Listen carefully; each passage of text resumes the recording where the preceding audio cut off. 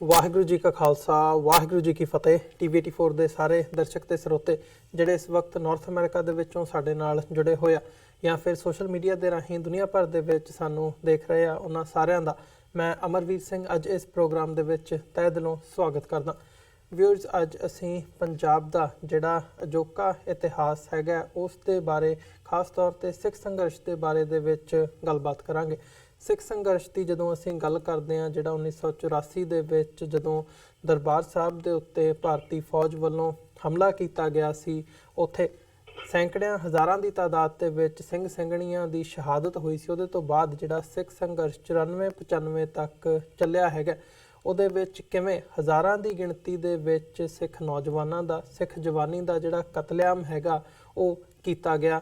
ਤੇ ਭਾਵੇਂ ਉਹ ਭਾਰਤ ਦੀ ਐਡਮਿਨਿਸਟ੍ਰੇਸ਼ਨ ਹੋਵੇ ਜਾਂ ਪੁਲਿਸ ਤੰਤਰ ਹੋਵੇ ਜਾਂ ਫਿਰ ਜਿਹੜਾ ਸਾਰਾ ਹੀ ਪ੍ਰਸ਼ਾਸਨ ਹੈਗਾ, ਉਹਦਾ ਕਿਵੇਂ ਇੱਕ ਨਾਪੱਖੀ ਰਵੱਈਆ ਰਿਹਾ, ਇਹ ਜਦੋਂ ਅਸੀਂ ਸਿੱਖ ਨੁਕਤਾ ਨਿਗਾਹ ਤੋਂ ਗੱਲ ਕਰਦੇ ਹਾਂ ਤਾਂ ਉਹਦੀ ਇੱਕ ਮਿਸਾਲ ਜਿਹੜੀ ਹੈਗੀ ਹੈ ਸਾਡੇ ਸਾਹਮਣੇ ਦੇਖਣ ਨੂੰ ਬਣਦੀ ਹੈ। ਸਰਦਾਰ ਜਸਵੰਤ ਸਿੰਘ ਖਾਲੜਾ ਵੱਲੋਂ ਇਸ ਦੇ ਉੱਤੇ ਕੰਮ ਕੀਤਾ ਗਿਆ ਸੀ। ਅਣਪਛਾਤੀਆਂ ਲਾਸ਼ਾਂ ਜਿਨ੍ਹਾਂ ਨੂੰ ਅਨਆਈਡੈਂਟੀਫਾਈਡ ਬੋਡੀਜ਼ ਕਹਿ ਕੇ ਸਾੜ ਦਿੱਤਾ ਗਿਆ ਸੀ, ਲਾਵਾਰਸ ਲਾਸ਼ਾਂ ਕਹਿ ਕੇ ਸਾੜ ਦਿੱਤਾ ਗਿਆ ਸੀ, ਉਹਨਾਂ ਨੂੰ ਪਛਾਣ ਦੇਣ ਦਾ ਜਿਹੜਾ ਮਾਮਲਾ ਹੈਗਾ ਉਹ ਵੀ ਸਰਦਾਰ ਜਸਵੰਤ ਸਿੰਘ ਖਾਲੜਾ ਦੇ ਸਿਰੇ ਤੇ ਵੱਜਦਾ ਹੈਗਾ, ਜਿਨ੍ਹਾਂ ਨੂੰ ਬਾਅਦ ਦੇ ਵਿੱਚ ਉਹਨਾਂ ਨੂੰ ਆਪ ਨੂੰ ਵੀ ਇੱਕ ਅਣਪਛਾਤੀ ਲਾਸ਼ ਬਣਾ ਦਿੱਤਾ ਗਿਆ ਸੀ।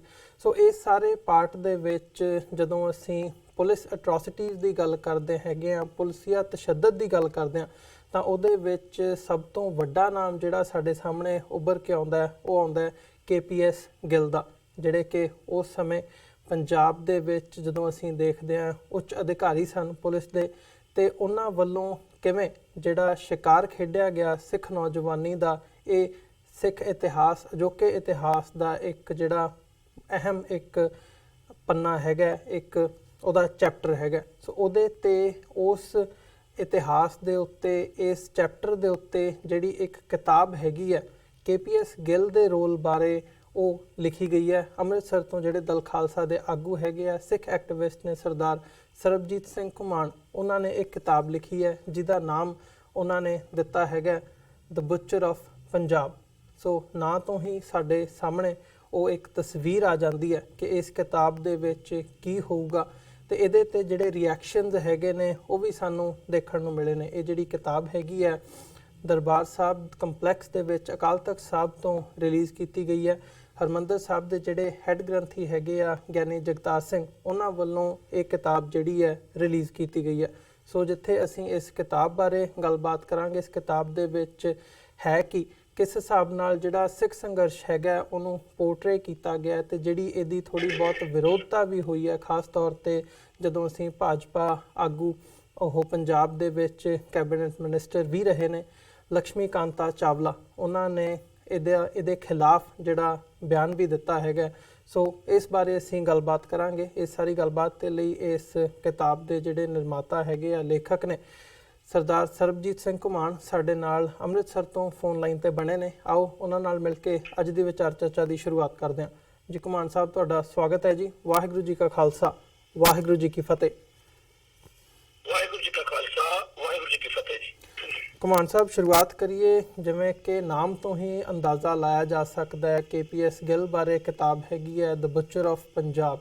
ਸੋ ਜਿੱਥੇ ਨਾਮ ਤੋਂ ਅੰਦਾਜ਼ਾ ਲੱਗਦਾ, ਪਰ ਮੈਂ ਤੁਹਾਡੀ ਜ਼ੁਬਾਨੀ ਜ਼ਰੂਰ ਜਾਣਨਾ ਚਾਹੂੰਗਾ ਕਿ ਇਸ ਕਿਤਾਬ ਨੂੰ ਲਿਖਣ ਦੀ ਜਿਹੜੀ ਇੰਸਪੀਰੇਸ਼ਨ ਹੈਗੀ ਹੈ, ਜਾਂ ਸਿੱਖ ਨੁਕਤਾ ਨਿਗਾਹ ਤੋਂ ਜਦੋਂ ਅਸੀਂ ਆਪਣਾ ਪੱਖ ਦੁਨੀਆ ਸਾਹਮਣੇ ਰੱਖਣ ਦੀ ਗੱਲ ਕਰਦੇ ਹਾਂ, ਉਸ ਐਂਗਲ ਤੋਂ ਕਿੱਥੋਂ ਇਹ ਇੰਸਪੀਰੇਸ਼ਨ ਤੁਹਾਨੂੰ ਮਿਲੀ, ਕਿਵੇਂ ਤੁਸੀਂ ਇਹਨੂੰ ਇਸ ਸਾਰੇ ਪਾਰਟ ਨੂੰ ਅਮਲੀ ਜਾਮਾ ਪਹਿਨਾਇਆ, ਤੇ ਅੱਜ ਜਦੋਂ ਇਹ ਕਿਤਾਬ ਰਿਲੀਜ਼ ਹੋ ਚੁੱਕੀ ਹੈ ਤਾਂ ਕਿਤੇ ਕੀ ਕਹਿਣਾ ਚਾਹੋਗੇ ਇਸ ਬਾਰੇ? ਦੇਖੋ, ਜਿਹੜਾ ਪੰਜਾਬ ਦੇ ਵਿੱਚ ਸਿੱਖਾਂ ਦੀ ਨਸਲਕੁਸ਼ੀ ਹੋ ਰਹੀ ਆ, ਇਸ ਟਾਈਮ ਵੀ ਚੱਲ ਰਹੀ ਆ, ਭਾਵੇਂ ਅਜੇ ਗੱਲ ਨਹੀਂ ਹੈਗਾ, ਉਹਦੇ ਤਰੀਕੇ ਬਦਲ ਗਏ ਆ। ਇਸ ਨਸਲਕੁਸ਼ੀ ਦੇ ਕੇਂਦਰ ਬਿੰਦੂ ਦੇ ਵਿੱਚ ਜਿਹੜਾ ਪੰਜਾਬ ਨੂੰ ਇੱਕ ਵਿਚੜਖਾਨਾ ਬਣਾ ਕੇ ਤੇ ਸਿੱਖ ਨੌਜਵਾਨੀ ਦਾ, ਸਿੱਖਾਂ ਦੇ ਮਨੁੱਖੀ ਹੱਕਾਂ ਦਾ ਘਾਣ ਹੋਇਆ, ਉਹਦੇ ਵਿੱਚ KPS ਗਿੱਲ ਜਿਹੜਾ ਹੈ ਉਹ ਕੇਂਦਰ ਦੇ ਵਿੱਚ ਬੈਠਾ ਹੈ, ਸੈਂਟਰ 'ਚ ਬੈਠਾ ਬੰਦਾ। ਉਹੀ ਉਹ ਬੰਦਾ ਹੈਗਾ ਜਦੋਂ DGP ਨਹੀਂ ਹੈਗਾ ਤੇ DGP ਰਵੈਰੋ ਆ, ਤਾਂ ਰਵੈਰੋ ਆਪਦੀ ਕਿਤਾਬ ਦੇ ਵਿੱਚ ਇਹ ਗੱਲ ਲਿਖਦਾ ਹੈ ਕਿ ਉਹ ਫੜਾ ਜਿਹਾ ਮਾਰਦਾ ਫਿਰਦਾ ਹੁੰਦਾ ਸੀਗਾ ਗਿੱਲ ਉੱਥੇ ਇਹਨਾਂ ਨੂੰ ਮੈਂ ਹੀ ਸਿੱਧੇ ਕਰ ਸਕਦਾ, ਮੈਂ ਇਹਨਾਂ ਨੂੰ ਲੋਕਾਂ ਨੂੰ ਮਾਰ ਸਕਦਾ। ਤੇ ਗਿੱਲ ਨੇ ਜਦੋਂ ਸਟੇਟ ਨੂੰ ਇਹ ਯਕੀਨ ਕਰਾਤਾ, ਸਟੇਟ ਮੂਹਰੇ ਬਾਰ-ਬਾਰ ਇਹ ਜਿਹੀਆਂ ਗੱਲਾਂ ਕਰਕੇ ਦਿਖਾ ਕੇ ਕਿ ਮੈਨੂੰ ਮੌਕਾ ਦਿਓ, ਤਾਂ ਜਦੋਂ ਉਹਨੂੰ ਮੌਕਾ ਦਿੱਤਾ ਤੇ ਵਾਕਿਆ ਹੀ ਉਹਨੇ ਉਹ ਬੁੱਚੜਪੁਣਾ ਪੂਰਾ ਕੀਤਾ। ਤੇ ਉਸ ਬੁੱਚੜਪੁਣੇ ਦੇ ਵਿੱਚ ਪੰਜਾਬ ਦੀ ਪੁਲਿਸ, ਜਿਹਦੇ ਵਿੱਚ ਵੱਡੀ ਗਿਣਤੀ ਦੇ ਵਿੱਚ ਸਿੱਖ ਪਰਿਵਾਰਾਂ ਦੇ ਜੰਮੇ ਜਾਏ ਬੱਚੇ ਨੇ, ਮੁੰਡੇ ਨੇ, ਉਹਨਾਂ ਸਾਰਿਆਂ ਨੂੰ ਸਿੱਖੀ ਅਤੇ ਸਿੱਖਾਂ ਦੇ ਖਿਲਾਫ ਨਫ਼ਰਤ ਨਾਲ ਭਰ ਦਿੱਤਾ। ਉਹ ਪੁਲਿਸ ਵਾਲੇ ਜਿਹੜੇ ਜਦੋਂ ਭਰਤੀ ਦੇਖਣ ਜਾਂਦੇ ਹੋਣੇ ਆ, ਗੁਰਦੁਆਰੇ ਮੱਥਾ ਟੇਕ ਕੇ ਜਾਂਦੇ ਹੋਣਗੇ, ਹੱਥ ਪਾਠ ਕਰਾਵਾਂਗੇ, ਜਾਂ ਜਿਵੇਂ ਆਮ ਕਹਿੰਦੇ ਵੀ ਅਸੀਂ ਪਹਿਲੀ ਤਨਖਾਹ ਗੁਰਦੁਆਰਾ ਸਾਹਿਬ ਚੜਾਵਾਂਗੇ, ਇਦਾਂ ਦੀਆਂ ਗੱਲਾਂ ਕਰਨ ਵਾਲੇ ਉਹ ਮੁੰਡੇ ਜਦੋਂ ਪੁਲਿਸ ਭਰਤੀ ਹੋਏ, ਜਿੰਨਾ ਟਾਈਮ ਉਹ ਗਿੱਲ ਤੋਂ ਪਰਾਂ ਸੀ ਉਹਨਾਂ ਦਾ ਰੂਪ ਜਿਹੜਾ ਰੰਗ ਸੀ ਉਹ ਹੋਰ ਸੀਗਾ। ਪਰ ਜਦੋਂ ਗਿੱਲ ਦੀ ਕਮਾਂਡ ਹੇਠ ਪੰਜਾਬ ਪੁਲਿਸ ਆ ਗਈ, ਉਸ ਤੋਂ ਬਾਅਦ ਵਿੱਚ ਇੱਕ ਕਾਤਲ ਮਸ਼ੀਨ ਦੇ ਰੂਪ ਦੇ ਵਿੱਚ ਪੰਜਾਬ ਪੁਲਿਸ ਬਣ ਗਈ ਜੀ। ਤੇ ਉਸ ਜਿਹੜਾ ਪੰਜਾਬ ਨੂੰ ਬੁੱਚੜਖਾਨਾ ਬਣਾਇਆ ਹੋਇਆ ਸੀਗਾ, ਉਹਦੇ ਵਿੱਚ ਹਰ ਥਾਣਾ, ਹਰ ਸੀਏ ਸਟਾਫ, ਹਰ ਪੁਲਿਸ ਚੌਂਕੀ ਜਿਹੜੀ ਸੀਗੀ, ਉੱਥੇ ਇੱਕ ਨੌਜਵਾਨਾਂ ਦਾ ਘਾਣ ਹੋ ਰਿਹਾ ਸੀਗਾ, ਮਾਰਿਆ ਜਾ ਰਿਹਾ ਸੀਗਾ। ਜਿਹਨੂੰ ਮਰਜ਼ੀ ਜਿੱਥੋਂ ਮਰਜ਼ੀ ਚੱਕ ਲਿਓ, ਫੜ ਲਓ, ਕੁੱਟੋ, ਮਾਰੋ, ਸੀਹੇ ਦਿਓ।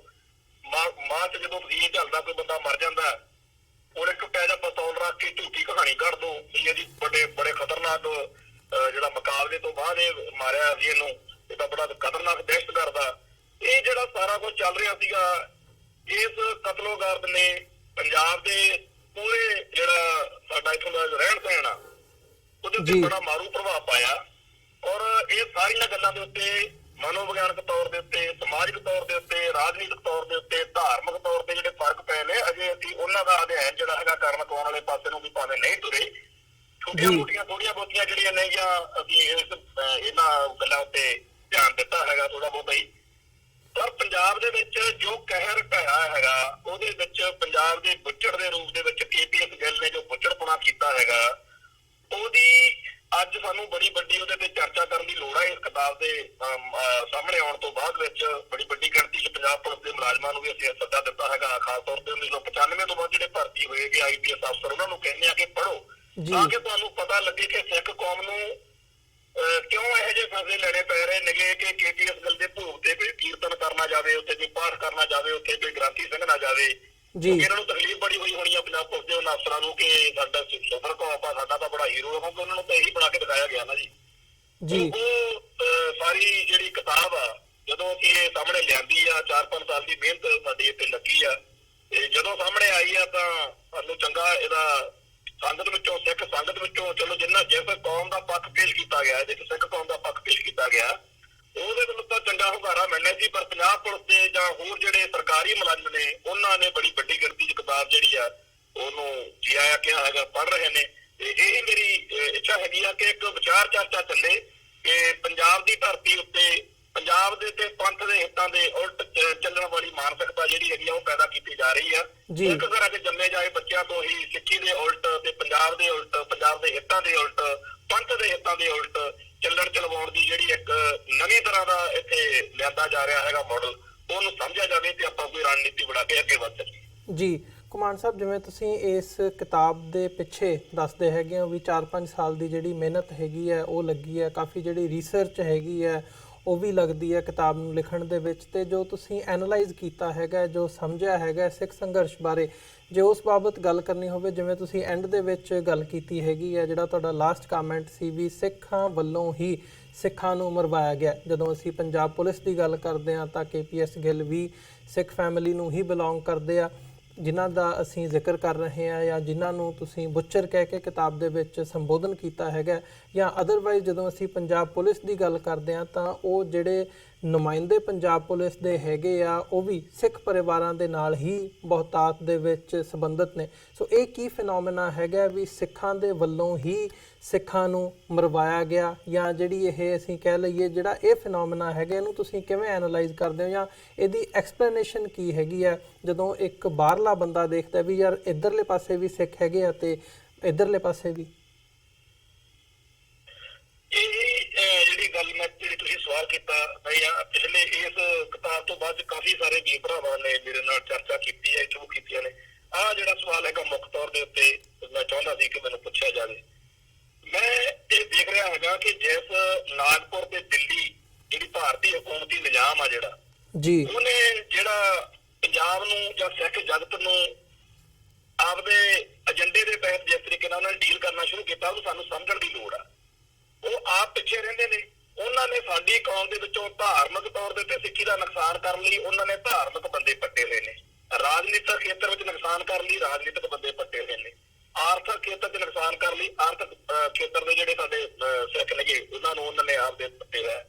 ਉਹਨਾਂ ਨੇ ਸਾਡੇ ਵਿੱਚੋਂ ਇੱਕ ਇਕੱਲਾ ਇਹ ਨਹੀਂ, ਸਾਡੀ ਜਿਹੜੇ ਕਲਮਾਂ ਨੇਗੀਆਂ, ਕੈਦ ਸਾਹਿਤ ਜਿਹਨੂੰ ਕਹਿੰਦੇ ਆ, ਕੈਦ ਸਾਹਿਤ, ਉਹ ਸਾਹਿਤ ਜਿਹੜਾ ਪੰਜਾਬ ਅਤੇ ਪੰਥ ਦੇ ਖਿਲਾਫ ਭੁਗਤਦਾ ਹੋਵੇ, ਪੰਥ ਦੇ ਖਿਲਾਫ ਤੇ ਪੰਜਾਬ ਦੇ, ਉਹ ਬੰਦੇ ਉਹਨਾਂ ਨੇ ਪੈਦਾ ਕੀਤੇ।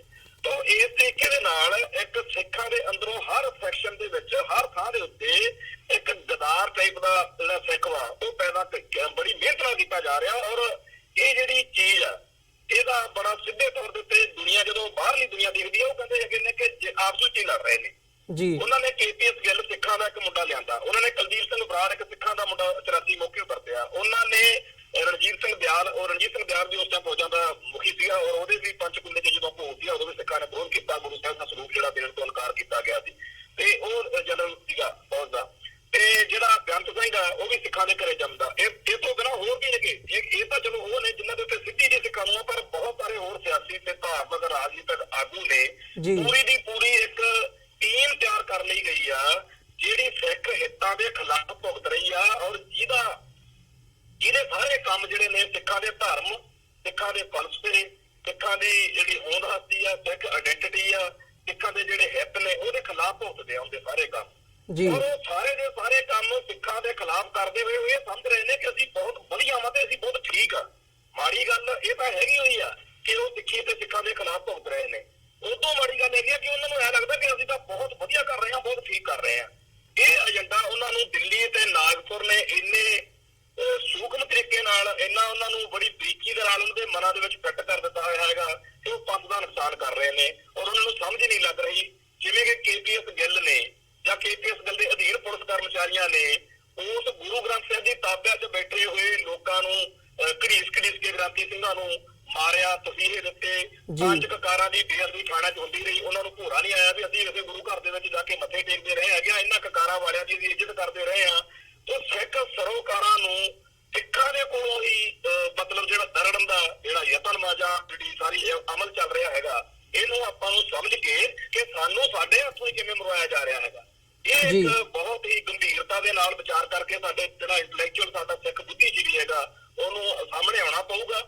ਔਰ ਅਸੀਂ ਇਕੱਲਾ ਇਹ ਕਿ ਅੱਜ ਵੀ ਮੈਂ ਜਦੋਂ ਦੇਖਦਾ ਸਾਡੇ ਸਿੱਖ ਨੌਜਵਾਨ ਸਮੇਤ ਮੇਰੇ, ਅਸੀਂ ਕਿਸੇ ਚੱਕਰ ਦੇ ਵਿੱਚ ਥਾਣੇ ਕਿਤੇ ਚਲੇ ਜਾਈਏ ਤਾਂ ਜਿਹੜਾ ਪੁਲਿਸ ਵਾਲਾ ਹੈਗਾ ਉਹਨੂੰ ਸਾਡੀ ਪੱਗ ਚੁੱਭਦੀ ਆ, ਸਾਡਾ ਦਾੜਾ ਚੁੱਭਦਾ, ਸਾਡੀ ਕਿਰਪਾਨ ਚੁੱਭਦੀ ਆ, ਸਾਡਾ ਉਹਨੂੰ ਜ਼ਮਾਨਾ ਚੁੱਭਦਾ।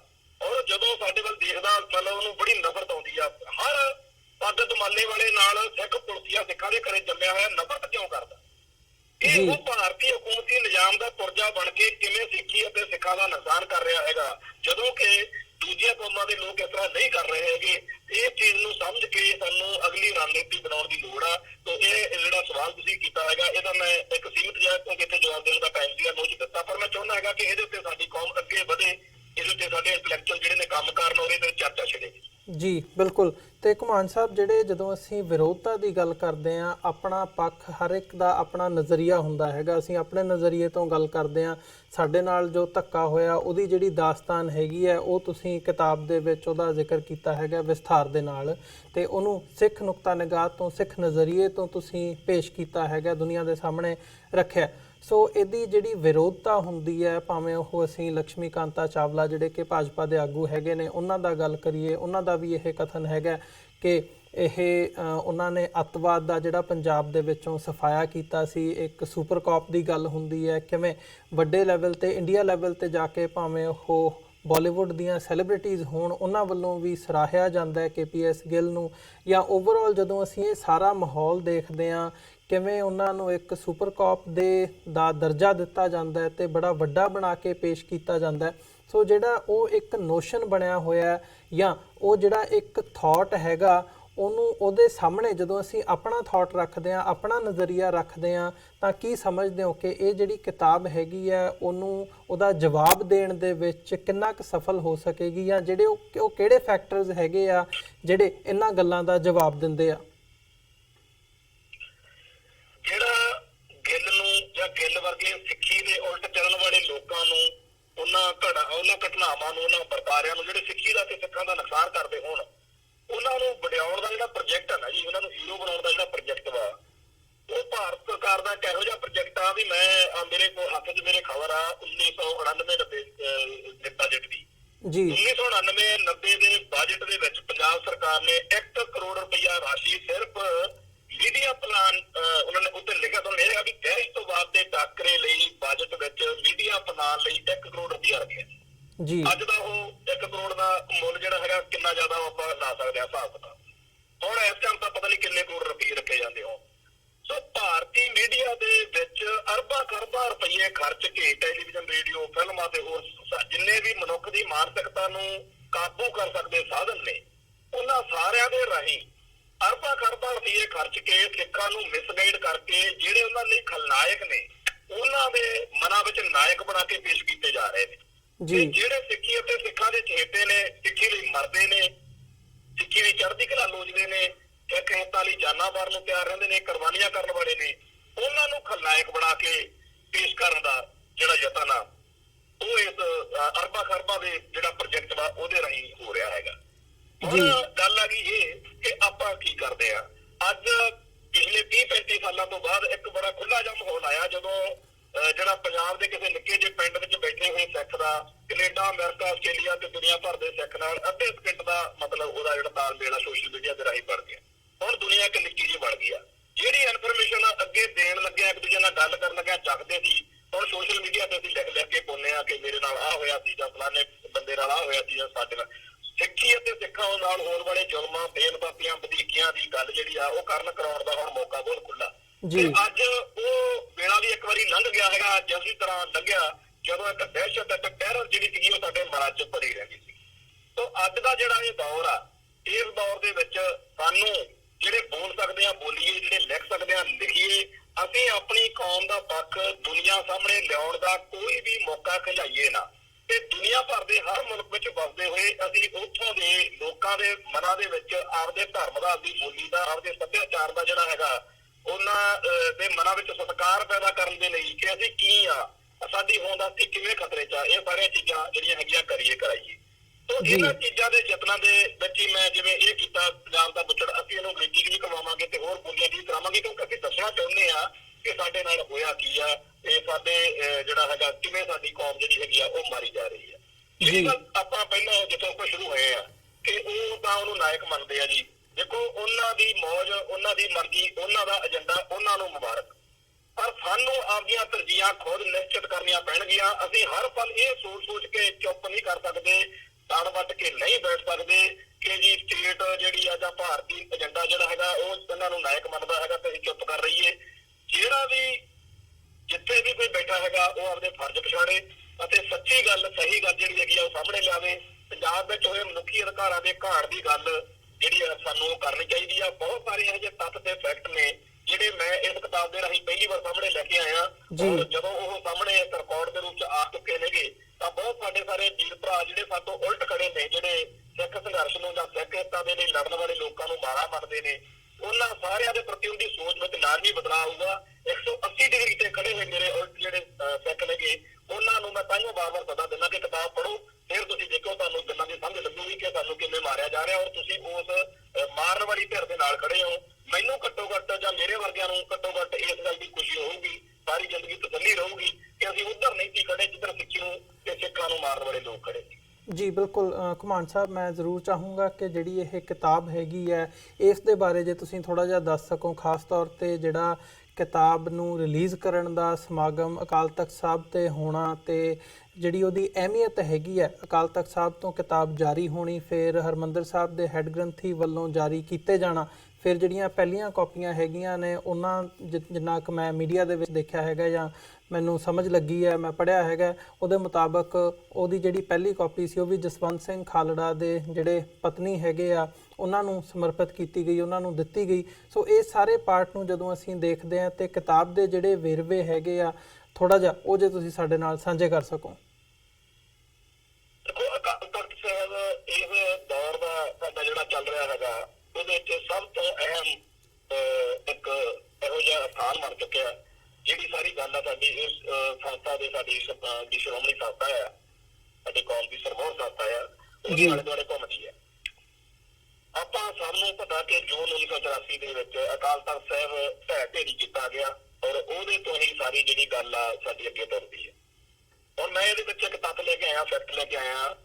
ਸਾਡੇ ਮਨੁੱਖੀ ਅਧਿਕਾਰ ਸੰਗਠਨ IHRO international human rights organisation ਲੁਧਿਆਣੇ ਸਰਦਾਰ ਦਰਬਾਰਾ ਸਿੰਘ ਗਿੱਲ ਉਹਦਾ ਸਾਰਾ ਉਹਦਾ ਕਰਦ ਕਰਦੇ ਨੇ। ਉਹਨਾਂ ਨੇ ਹੁਣ ਭਾਰਤ ਸਰਕਾਰ ਤੋਂ ਇੱਕ RTI ਰਾਹੀਂ ਪਤਾ ਕੀਤਾ, ਪੁੱਛਿਆ ਵੀ ਸਾਨੂੰ ਦੱਸਿਆ ਜਾਵੇ ਵੀ ਅਕਸਰ ਜਿਹੜਾ ਸੰਤ ਜਰਨੈਲ ਸਿੰਘ ਜੀ ਖਾਲਸਾ ਭਿੰਡਰਾਂਵਾਲੇ ਸੀ ਉਹਦਾ ਕੀ ਸਟੇਟ ਸੀ ਕਾਨੂੰਨ ਦੀ ਨਿਗਾਹ 'ਚ। ਤਾਂ ਭਾਰਤ ਸਰਕਾਰ ਲਿਖ ਕੇ ਦੇ ਰਹੀ ਆ ਕਿ 1978 ਤੋਂ ਲੈ ਕੇ 1984 ਤੱਕ ਉਹ ਸਾਨੂੰ ਕਿਸੇ ਵੀ ਮਾਮਲੇ ਵਿੱਚ ਲੋੜੀਂਦੇ ਨਹੀਂ ਸੀ ਜੀ। ਹੁਣ ਜੈਤ ਬਾਬਾ ਜਰਨੈਲ ਸਿੰਘ ਨੂੰ ਖਤਮ ਕਰਨ ਦੇ ਲਈ, ਉਹਨੂੰ ਸ਼ਹੀਦ ਕਰਨ ਦੇ ਲਈ ਇਹਨਾਂ ਨੇ ਅਕਾਲ ਤਖ਼ਤ ਸਾਹਿਬ ਤੱਕ ਢਹਿ ਢੇਰੀ ਕਰ ਦਿੱਤਾ। ਉਹਦੇ ਬਾਰੇ ਅੱਜ ਸਰਕਾਰ ਕਹਿ ਰਹੀ ਆ ਕਿ ਸਾਨੂੰ ਤਾਂ ਕਿਸੇ ਕੇਸ ਵਿੱਚ ਉਹ ਲੋੜੀਂਦੇ ਹੀ ਨਹੀਂ ਸੀ ਜੀ। ਫਿਰ ਤੁਸੀਂ ਭਾਈ ਏਡਾ ਜਿਹੜਾ ਕਹਿਰ ਕੀਤਾ ਉਹਦਾ ਬੇਸ ਉਹਦਾ ਆਧਾਰ ਕੀ ਰਹਿ ਗਿਆ? ਉਹ ਅਕਾਲ ਤਖ਼ਤ ਸਾਹਿਬ ਦੇ ਉੱਤੇ ਇਸ ਕਿਤਾਬ ਨੂੰ ਜਾਰੀ ਕਰਨ ਦੇ ਪਿੱਛੇ ਸਭ ਤੋਂ ਪਹਿਲੀ ਵੱਡੀ ਗੱਲ ਸਾਡੇ ਦਿਮਾਗ 'ਚ ਇਹ ਸੀ ਕਿ ਅਕਾਲ ਤਖ਼ਤ ਸਾਹਿਬ ਹੀ ਇਸ ਦੌਰ ਦੀਆਂ ਘਟਨਾਵਾਂ ਦਾ ਕੇਂਦਰ ਬਿੰਦੂ ਆ। ਦੂਸਰਾ ਜਿਹੜਾ ਹੈ, ਅਕਾਲ ਤਖ਼ਤ ਸਾਹਿਬ ਦੇ ਜਥੇਦਾਰ ਭਾਈ ਸਾਹਿਬ ਭਾਈ ਗੁਰਦੇਵ ਸਿੰਘ ਕੌਂਕੇ ਦੀ ਸ਼ਹਾਦਤ ਜਿਹੜੀ ਆ ਉਹ ਵੀ ਗਿੱਲ ਦੇ ਵਿਚੜਪੁਣੇ ਦੇ ਕਰਕੇ ਹੋਈ ਹੈ ਜੀ। ਹੁਣ ਉਸ ਗੁਰਸਿੱਖ ਮਹਾਨ ਆਤਮਾ ਨੂੰ ਇਹਨਾਂ ਨੇ ਚੱਕ ਕੇ ਸ਼ਹੀਦ ਕਰਕੇ ਅੱਜ ਤੱਕ ਉਹਦੇ ਬਾਰੇ ਕਹਿੰਦੇ ਜੋ ਉਹਦਾ ਜੀ ਅਸੀਂ ਹਥਿਆਰਾਂ ਦੀ ਬਰਾਮਦਗੀ ਕਰਾਉਣ ਲਈ ਲੈ ਕੇ ਜਾ ਰਹੇ ਸੀ, ਕਹਿੰਦੇ ਉਹ ਹੱਥਕੜੀਆਂ ਸਮੇਤ ਉਹ ਭੱਜ ਗਈ ਜੀ। ਹੁਣ ਜੇਕਰ ਸਾਡੀ ਕੌਮ ਦੇ ਤਖ਼ਤਾਂ ਦੇ ਜਥੇਦਾਰ ਅਕਾਲ ਤਖ਼ਤ ਸਾਹਿਬ ਪਹਿਲਾਂ ਢਹਿ ਢੇਰੀ ਕੀਤਾ, ਫਿਰ ਅਕਾਲ ਤਖ਼ਤ ਸਾਹਿਬ ਦੇ ਜਥੇਦਾਰ ਭਾਈ ਗੁਰਦੇਵ ਸਿੰਘ ਕੌਂਕੇ ਆ ਜਿਨ੍ਹਾਂ ਨੂੰ ਚੱਕ ਕੇ ਗਾਇਬ ਕਰਦਾ। ਜੇ ਅਕਾਲ ਤਖ਼ਤ ਸਾਹਿਬ ਦੇ ਜਥੇਦਾਰ ਸਾਡੇ ਉਸ ਦੌਰ ਵਿੱਚ ਸੇਫ ਨਹੀਂ ਸੀ, ਸੁਰੱਖਿਅਤ ਨਹੀਂ ਸੀਗੇ, ਉਸ ਦੌਰ ਵਿੱਚ ਫਿਰ ਆਮ ਸਿੱਖ ਦਾ ਕੀ ਹਾਲ, ਜਿਹਦਾ ਕੋਈ ਨਾਮ ਵੱਡਾ ਨਹੀਂ ਹੈਗਾ, ਜਿਹਦੇ ਅਗਲੇ ਚਰਚਾ ਹੀ ਨਹੀਂ ਹੁੰਦੀ, ਉਹਨੂੰ ਖੇਤ ਤੋਂ ਚੱਕ ਲਓ, ਉਹਨੂੰ ਮੋਟਰ ਤੋਂ ਚੱਕ ਲਓ, ਉਹਨੂੰ ਘਰੋਂ ਚੱਕ ਲਓ, ਉਹਨੂੰ ਬੈਂਕ ਜਾਂਦੇ ਨੂੰ ਬਾਜ਼ਾਰ ਤੋਂ ਚੱਕ ਲਓ, ਉਹਨੂੰ ਚੱਕ ਕੇ ਮਾਰ ਕੇ ਕੁੱਟ ਕੇ ਉੱਥੇ ਦੀ ਕੋਲੇ ਇੱਕ ਪਿਸਤੌਲ ਰੱਖ ਕੇ ਕਦੋਂ ਵਿਆਹ ਹੋ ਗਿਆ। ਇਹ ਜਿਹੜਾ ਸਾਰਾ ਸੀਗਾ ਇਹਦੀ ਕਰਕੇ ਵੀ ਅਕਾਲ ਤਖ਼ਤ ਸਾਹਿਬ ਦੇ ਜਥੇਦਾਰ ਭਾਈ ਗੁਰਦੇਵ ਸਿੰਘ ਕੌਂਕੇ ਦੀ ਸ਼ਹੀਦੀ ਇਸੇ ਨਾਲ ਜੁੜਦੀ ਹੈ। ਇਸ ਕਰਕੇ ਵੀ ਅਸੀਂ ਅਕਾਲ ਤਖ਼ਤ ਸਾਹਿਬ ਤੇ ਲੈ ਕੇ ਆਏ ਜੀ। ਤੀਸਰੀ ਜਿਹੜੀ ਗੱਲ ਸੀਗੀ ਭਾਈ ਜਸਵੰਤ ਸਿੰਘ ਖਾਲੜੇ ਵਾਲੀ, ਇਹ ਸਾਰੇ ਕਤਲੇਆਮ ਦੇ ਵਿੱਚ ਬੜਾ ਕੁਝ ਹੋਇਆ, ਕੈਸ਼ ਟੋਲਿਆਂ ਦੀਆਂ ਵਾਰਦਾਤਾਂ ਨੇ, ਉਹ ਬੜਾ ਕੁਝ ਹੈਗਾ। ਪਰ ਇੱਕ ਚੀਜ਼ ਇਹੋ ਜਿਹੀ ਹੋਈ ਕਿ ਬੇਦੋਸ਼ੇ ਮਾਰ ਕੇ ਉਹਨਾਂ ਨੂੰ ਅਣਪਛਾਤੀਆਂ ਲਾਸ਼ਾਂ ਕਹਿ ਕੇ ਫੂਕਿਆ ਗਿਆ। ਉਹ 10-15 ਹਜ਼ਾਰ ਬੰਦਾ ਤਾਂ ਗੱਲਾਂ ਇੱਧਰ ਸਾਡੇ ਮਾਝੇ ਕੀ ਸੀਗਾ, 2000 ਤੋਂ ਉੱਪਰ ਬੰਦਾ ਤਾਂ ਦਰਿਆਣੇ ਮੰਦਿਰ ਵਾਲੇ ਕੀ ਕਹਿ ਦਿੰਦੇ ਆ। ਉਹ ਜਿਹੜਾ ਸਾਰਾ 10-15 ਹਜ਼ਾਰ ਬੰਦਾ ਤੇ ਕੁੱਲ ਪੰਜਾਬ ਦਾ ਅੰਦਾਜ਼ਾ ਲੈ ਜਾਂਦਾ ਕਿ 25,000 ਦੇ ਕਰੀਬ ਜਿਹੜਾ ਸੀਗਾ ਇਹਨਾਂ ਨੇ ਲਾਵਾਰਤ ਲਾਸ਼ਾਂ ਕਹਿ ਕੇ ਫੂਕ ਦਿੱਤਾ ਹੈਗਾ, ਸਾੜ ਦਿੱਤਾ ਹੈਗਾ। ਉਹ ਸਾਰੇ ਕੇਸ ਨੂੰ ਸਾਹਮਣੇ ਲਿਆਉਣ ਵਾਲੇ ਭਾਈ ਜਸਵੰਤ ਸਿੰਘ ਖਾਲੜਾ ਨੂੰ ਵੀ ਇਹਨਾਂ ਨੇ ਚੱਕ ਕੇ ਗਾਇਬ ਕਰਤਾ, ਉਹਨੂੰ ਵੀ ਅਣਪਛਾਤੀ ਲਾਸ਼ ਬਣਾਤਾ। ਉਸ ਸਾਡੇ ਮਹਾਨ ਨਾਇਕ ਦੀ ਜਿਹਨੇ ਏਡਾ ਵੱਡਾ ਕਾਰਜ ਕੀਤਾ, ਉਹਦੀ ਜਿਹੜੀ ਘਾਲਣਾ ਹੈਗੀ ਆ ਉਹਨੂੰ ਰੈਕਗਨਾਈਜ਼ ਕਰਨ ਦੇ ਲਈ ਅਸੀਂ ਪਹਿਲਾ ਜਿਹੜਾ ਪੀਸ ਸੀਗਾ ਚਾਹੁੰਦੇ ਸੀਗੇ ਕਿ ਬੀਬੀ ਖਾਲੜਾ ਨੂੰ ਅਸੀਂ ਦਈਏ ਤੇ ਅਕਾਲ ਤਖ਼ਤ ਸਾਹਿਬ ਤੇ ਦਿੱਤਾ ਜਾਵੇ। ਅਕਾਲ ਤਖ਼ਤ ਸਾਹਿਬ ਦੀ ਇੱਕ ਆਪਦੀ ਸਾਡੀ ਜਿਹੜੀ ਹੈਗੀ ਆ ਸਾਡੀ ਕੌਮ ਦੇ ਵਿੱਚ ਮਾਨਤਾ ਆ, ਔਰ ਦਰਬਾਰ ਸਾਹਿਬ ਦੇ ਹੈੱਡ ਗ੍ਰੰਥੀ ਹੁਣ ਜੇ ਉਹ ਦਿੰਦੇ ਹੁਣ ਤਾਂ ਉਸ ਤੋਂ ਵੀ ਵੱਡੀ ਗੱਲ ਹੋ ਜਾਂਦੀ ਹੈ, ਕਿਉਂਕਿ ਸਾਡੀ ਧਰਮ ਅਤੇ ਰਾਜਨੀਤੀ ਇਕੱਠੇ ਨੇਗੇ। ਇਹ ਕੌਮ ਸਾਡੀ ਜਿਹੜੀ ਕਿਤਾਬ ਆ ਇਹ ਇੱਕ ਸਾਧੂ ਸਿੰਘ ਘੁਮਾਰ ਦੀ ਕਿਤਾਬ ਨਹੀਂ ਹੈਗੀ, ਇਹ ਇੱਕ ਕੌਮੀ ਦਸਤਾਵੇਜ਼ ਆ ਜਿਹਦੇ ਤੋਂ ਅਸੀਂ ਸੇਧ ਲੈ ਕੇ ਅੱਗੇ ਤੁਰਨਾ। ਔਰ ਇਸ ਕਰਕੇ ਅਸੀਂ ਅਕਾਲ ਤਖ਼ਤ ਸਾਹਿਬ ਦੇ ਉੱਤੇ ਜਦੋਂ ਇਹਨੂੰ ਜਾਰੀ ਕੀਤਾ, ਸਾਡੇ ਮਨ ਵਿੱਚ ਇਹ ਗੱਲ ਪਹਿਲੇ ਸੀਗੀ ਕਿ ਇੱਕ ਕੌਮੀ ਦਸਤਾਵੇਜ਼ ਦੇ ਰੂਪ ਚ ਕੌਮ ਦੇ ਸਭ ਤੋਂ ਕੇਂਦਰੀ ਸਥਾਨ ਤੋਂ ਹੀ ਇਸ ਚੀਜ਼ ਨੂੰ ਜਾਰੀ ਕੀਤਾ ਜਾਏ ਜੀ। ਤੇ ਘੁਮਾਣ ਸਾਹਿਬ, ਅੰਤ ਦੇ ਵਿੱਚ ਮੈਂ ਜ਼ਰੂਰ ਜਾਣਨਾ ਚਾਹੂੰਗਾ, ਜਿਵੇਂ ਤੁਸੀਂ ਬਿਆਨ ਕੀਤਾ ਵੀ ਇਹ ਕੌਮੀ ਦਸਤਾਵੇਜ਼ ਹੈਗਾ, ਜਿੱਥੇ ਤੱਕ ਵੀ ਸਾਡੀ ਇਹ ਗੱਲ TV84 ਦੇ ਮਾਧਿਅਮ ਰਾਹੀਂ ਇਸ ਪਲੇਟਫਾਰਮ ਤੋਂ ਪਹੁੰਚ ਰਹੀ ਹੈ, ਉਹਨਾਂ ਲੋਕਾਂ ਤੱਕ, ਉਹਨਾਂ ਸੰਗਤਾਂ ਤੱਕ ਜਾਂ ਜਿੱਥੇ ਹੋਰ ਕਮਿਊਨਿਟੀਜ਼ ਤੱਕ ਵੀ ਇਹ ਗੱਲਬਾਤ ਜਾਂਦੀ ਹੈਗੀ ਹੈ, ਉਹ ਕਿਵੇਂ ਕਿਤਾਬ ਤੱਕ ਪਹੁੰਚ ਕਰ ਸਕਦੇ ਆ, ਕਿਵੇਂ ਕਿਤਾਬ ਖਰੀਦ ਸਕਦੇ ਆ, ਜਾਂ ਤੁਹਾਨੂੰ ਕੰਟੈਕਟ ਕਰਨਾ ਹੋਵੇ ਜਾਂ ਪਬਲਿਸ਼ਰਸ ਨੂੰ ਕੰਟੈਕਟ ਕਰਨਾ ਹੋਵੇ, ਕਿਵੇਂ ਕਰ ਸਕਦੇ ਆ, ਜੇ ਉਹਦਾ ਤੁਸੀਂ ਵੇਰਵਾ ਸਾਂਝਾ ਕਰ ਸਕੋ। ਇੱਕ ਫੋਨ ਨੰਬਰ ਆ ਜੀ, ਉਹ WhatsApp ਨੰਬਰ ਹੈਗਾ, ਉਹਦੇ ਉੱਤੇ ਆਪਦੇ ਆਰਡਰ ਦਿਖਾਓ ਕਿ ਦੁਨੀਆ ਭਰ ਦੇ ਵਿੱਚ ਇੱਕ ਤਾਂ ਜਿਹੜੀ ਹੈਗੀ ਆ ਉਹ ਮਤਲਬ ਅਸੀਂ ਭੇਜ ਰਹੇ ਹੈਗੇ ਆ ਜੀ। ਜਿਹੜਾ ਇਹ ਨੰਬਰ ਹੈਗਾ 98557 ਤੇ 89851 98557 89851 ਜਿਹੜਾ ਇਹ ਨੰਬਰ ਆ, ਇਹਦੇ ਉੱਤੇ ਇਹ ਕਿਤਾਬ ਜਿਹੜੀ ਹੈਗੀ ਆ, ਜਿਹੜੀ ਇਕੱਲੇ ਇੱਥੇ ਭਾਰਤ ਵਿੱਚ ਵਾ ਇੱਥੇ 320 ਰੁਪਏ ਦੇ ਵਿੱਚ, ਤੇ ਬਾਹਰ ਕਿਸੇ ਵੀ ਮੁਲਕ ਚ ਹੋਵੇ ਤਾਂ 1250 ਰੁਪਏ ਦੇ ਵਿੱਚ ਜਿਹੜੀ ਡਾਕ ਰਾਹੀਂ ਕਿਤਾਬ ਆ ਇਹ ਭੇਜੀ ਜਾ ਰਹੀ ਆ। ਤੇ ਸਾਰੇ ਜਿਹੜੀ ਸੰਗਤ ਆ ਉਹ ਇਹ ਲਵੇ ਤੇ ਮੈਂ ਹੋਰ ਵੀ ਚਾਹਾਂਗਾ ਵੀ ਜਿਹੜੇ ਸਾਡੇ ਬਾਹਰ ਗੁਰਦੁਆਰਾ ਪ੍ਰਬੰਧਕ ਕਮੇਟੀਆਂ ਨੇ ਉਹ ਸੰਗਤਾਂ ਲਈ ਵੱਡੀ ਗਿਣਤੀ ਵਿੱਚ ਕਿਤਾਬਾਂ ਖਰੀਦਣ ਤੇ ਉੱਥੇ ਬਾਹਰ ਸਟਾਲ ਲਾ ਕੇ ਜਾਂ ਰੱਖ ਕੇ ਲੋਕਾਂ ਨੂੰ ਕਹਿਣ ਕੇ ਲੈ ਕੇ ਜਾਓ। ਖਾਸ ਤੌਰ ਦੇ ਉੱਤੇ ਜਿਹੜੀ ਮੈਂ ਪਹਿਲੇ ਦਿਨ ਤੋਂ ਪਹਿਲੇ ਨੁਕਤੇ ਤੋਂ ਸ਼ੁਰੂ ਤੋਂ ਮੈਂ ਗੱਲ ਕਹਿ ਰਿਹਾ ਹੈਗਾ ਕਿ ਜਿਹੜੇ ਉਲਟ ਖਿਆਲਾਂ ਦੇ ਲੋਕ ਨੇ ਜਿਹੜੇ ਸਾਨੂੰ ਜਿਹੜੇ ਗਿੱਲ ਨੂੰ ਹੀਰੋ ਮੰਨਦੇ ਆ, ਜਿਹੜੇ ਭਾਰਤੀ ਸਟੇਟ ਦੇ ਜ਼ੁਲਮਾਂ ਨੂੰ ਠੀਕ ਮੰਨਦੇ ਲੋਕ ਨੇ, ਜਿਹੜੇ ਕਹਿੰਦੇ ਨੇ ਕਿ ਜਿਹੜੇ ਸਿੱਖਾਂ ਦੇ ਹਿੱਤਾਂ ਲਈ ਲੜਨ ਵਾਲੇ ਬੰਦੇ ਨੇ ਤਾਂ ਬੜੇ ਮਾੜੇ ਬੰਦੇ ਨੇ, ਉਹਨਾਂ ਲੋਕਾਂ ਨੂੰ ਇਹ ਕਿਤਾਬ ਜ਼ਰੂਰ ਦਿੱਤੀ ਜਾਵੇ, ਉਹਨਾਂ ਨੂੰ ਹੱਥੀਂ ਫੜਾਈ ਜਾਵੇ ਤੇ ਬੇਨਤੀ ਕੀਤੀ ਜਾਵੇ ਕਿ ਪੜ੍ਹਿਓ ਜ਼ਰੂਰ। ਮੈਂ ਇਸ ਗੱਲ ਦੀ ਦਿਲੋਂ ਵੇਦਨਾ ਨਾਲ, ਦਿਲੋਂ ਦਰਦ ਦੇ ਨਾਲ ਇਹ ਗੱਲ ਕਹਿ ਰਿਹਾ ਹੈਗਾ ਕਿ ਸਾਡਾ ਪੱਖ ਸੁਣੋ ਤਾਂ ਸਹੀ ਅੱਜ ਕੱਲ੍ਹ ਹੋ ਕੀ ਰਿਹਾ। ਇਹ ਬੇਨਤੀ ਮੈਂ ਜ਼ਰੂਰ ਕਰੂੰਗਾ ਕਿ ਦੂਜੇ ਖਿਆਲਾਂ ਦੇ ਲੋਕਾਂ ਨੂੰ ਜ਼ਰੂਰ ਪੜ੍ਹਾਈ ਜਾਵੇ। ਜੀ ਬਿਲਕੁਲ। ਸੋ ਘੁਮਾਣ ਸਾਹਿਬ, ਤੁਹਾਡਾ ਬਹੁਤ ਬਹੁਤ ਧੰਨਵਾਦ, ਤੁਸੀਂ ਆਪਣਾ ਸਮਾਂ ਕੱਢ ਕੇ ਸਾਡੇ ਨਾਲ ਵਿਚਾਰਾਂ ਦੀ ਸਾਂਝ ਪਾਈ ਹੈ। ਅੱਜ ਦੇ ਸ਼ੋਅ ਦੇ ਵਿੱਚ ਇੱਥੇ ਹੀ ਇਜਾਜ਼ਤ ਚਾਹਾਂਗੇ ਜੀ ਤੁਹਾਡੇ ਕੋਲੋਂ। ਬਹੁਤ ਬਹੁਤ ਧੰਨਵਾਦ। ਫਤਿਹ ਦੀ ਸਾਂਝ ਪਾਈ ਹੈ ਅੰਤ ਦੇ ਵਿੱਚ। ਵਾਹਿਗੁਰੂ ਜੀ ਕਾ ਖਾਲਸਾ, ਵਾਹਿਗੁਰੂ ਜੀ ਕੀ ਫਤਿਹ। ਵਾਹਿਗੁਰੂ ਜੀ ਕੀ ਫਤਿਹ ਜੀ। ਵਿਊਅਰਸ, ਅਸੀਂ ਜਿਵੇਂ ਸਰਦਾਰ ਸਰਬਜੀਤ ਸਿੰਘ ਘੁਮਾਣ ਹੋਣਾ ਨੇ ਦੱਸਿਆ ਹੈਗਾ, ਜੇ ਤੁਸੀਂ ਵੀ ਇਹ ਜਿਹੜੀ ਕਿਤਾਬ ਹੈਗੀ ਹੈ ਉਹ ਖਰੀਦਣੀ ਚਾਹੁੰਦੇ ਹੋ ਜਾਂ ਪਹੁੰਚ ਕਰਨੀ ਚਾਹੁੰਦੇ ਹੋ ਇਹਨਾਂ ਤੱਕ, ਜਿਹੜਾ ਨੰਬਰ ਇਹਨਾਂ ਨੇ ਦਿੱਤਾ ਹੈਗਾ ਪੰਜਾਬੀ ਦੇ ਵਿੱਚ ਦੱਸਿਆ ਸੀ ਮੈਂ, ਜਿਹੜੇ ਸਾਡੇ ਪਾਕਿਸਤਾਨੀ ਵੀਰ ਭਰਾ, ਸਾਡੇ ਭੈਣਾਂ ਸਾਡੇ ਨਾਲ ਇਸ ਵਕਤ ਜੁੜੇ ਹੋਏ ਨੇ, ਉਹਨਾਂ ਲਈ ਵੀ ਮੈਂ ਨੰਬਰ ਦੁਬਾਰਾ ਇੱਕ ਵਾਰ ਰਿਪੀਟ ਕਰਦਾ। ਜਿਹੜਾ ਇੰਡੀਆ ਦਾ ਇਹ ਨੰਬਰ ਹੈਗਾ 9855789851। ਦੁਬਾਰਾ ਦੱਸਦਾ 9855789851। ਇਸ ਨੰਬਰ ਤੇ ਕੰਟੈਕਟ ਕਰਕੇ ਤੁਸੀਂ ਇਹ ਜਿਹੜੀ ਕਿਤਾਬ ਹੈਗੀ ਆ ਉਹ ਖਰੀਦ ਸਕਦੇ ਹੋ। ਸੋ ਅੱਜ ਦੇ ਸ਼ੋਅ ਦੇ ਵਿੱਚ ਅਸੀਂ ਇੱਥੇ ਹੀ ਤੁਹਾਡੇ ਕੋਲੋਂ ਇਜਾਜ਼ਤ ਚਾਹਾਂਗੇ। ਦੁਬਾਰਾ ਫੇਰ ਕੱਲ ਨੂੰ ਨਵਾਂ ਪ੍ਰੋਗਰਾਮ ਲੈ ਕੇ ਇੱਕ ਨਵੇਂ ਵਿਸ਼ੇ ਦੇ ਨਾਲ ਤੁਹਾਡੇ ਰੂਬਰੂ ਹੋਵਾਂਗੇ। ਤਦ ਤੱਕ ਲਈ ਇਜਾਜ਼ਤ ਦਿਓ ਜੀ। ਵਾਹਿਗੁਰੂ ਜੀ ਕਾ ਖਾਲਸਾ, ਵਾਹਿਗੁਰੂ ਜੀ ਕੀ ਫਤਿਹ।